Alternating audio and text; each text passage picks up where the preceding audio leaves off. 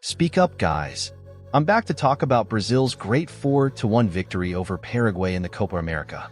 If you followed my previous video, where I commented on the frustrating draw against Costa Rica, you'll realize that the Seleção Brasileira corrected all the errors I pointed out. From the faster exchange of passes to the movement of players without the ball, Dorival Jr.'s team showed significant progress. Let's dive into the details of this victory and see how Brazil is preparing for the next ones. Challenges. So, are you ready for this complete analysis? So leave your like, subscribe to the channel, activate the bell, and come with me. I'm recording this video after Brazil's 4-1 victory over Paraguay in the second round of Group D of the Copa America. It was a victory in which, basically, Brazil corrected everything that was wrong in the draw against Costa Rica. So, if you followed my previous video talking about the Brazilian team's performance, you will see that there I made some notes about things that needed improvement. For example, speeding up the exchange of passes a little more, which improved against Paraguay. Second, be more effective and take advantage of chances, which also improved against Paraguay. And, finally, the movement of players. In the previous game, I said it was a very static team, a very stationary team. Movement without the ball today is as important, if not more, than movement with the ball. Against Costa Rica, Brazil practically didn't move without the ball. If you don't move without the ball, you leave whoever has the ball with no option. Even Dorival Jr. spoke at the press conference about the expression dirty movement, which is basically that movement without the ball. If you take these 3 points, Brazil was much more effective and corrected the mistakes of the disappointing 0-0 against Costa Rica. This is important because it shows that, in training between the game against Costa Rica and the game against Paraguay, Dorival Jr. was able to effectively correct his mistakes. This is ideal for any team and the job of a coach, detecting errors and, during training sessions, being able to fix and improve these points. Regarding more specific statistics, for example, we have expected goals, an index that has been used more recently.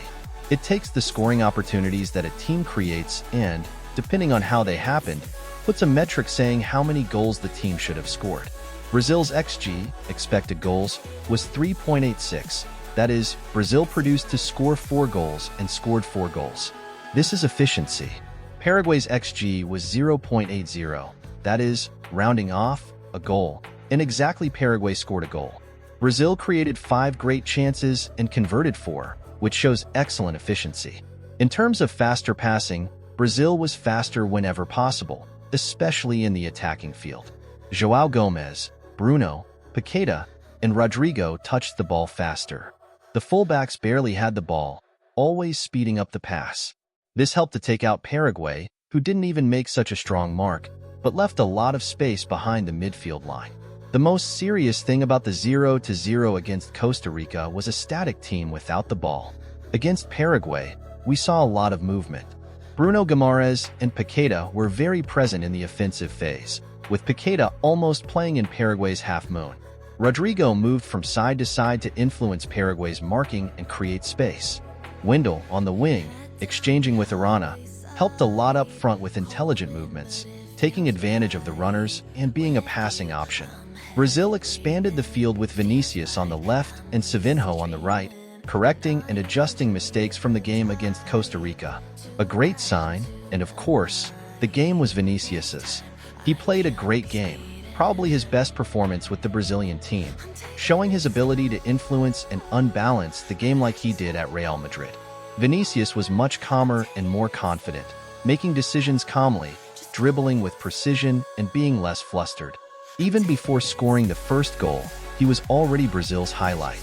The SofaScore statistical summary shows a rating of 8.3, with 2 goals, 3 shots, 2 on goal, 2 decisive passes, 7 successful dribbles, 9 duels won, and 2 tackles. These data summarize what Vinicius' game was. Other players also had good performances. Paqueta played very well.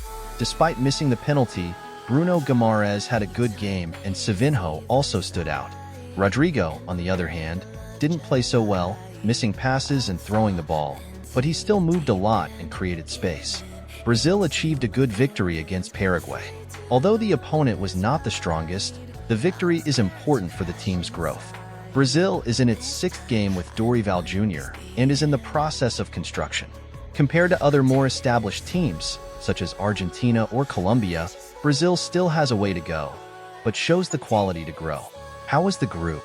Colombia has 6 points, Brazil 4, Costa Rica 1, and Paraguay eliminated with 0.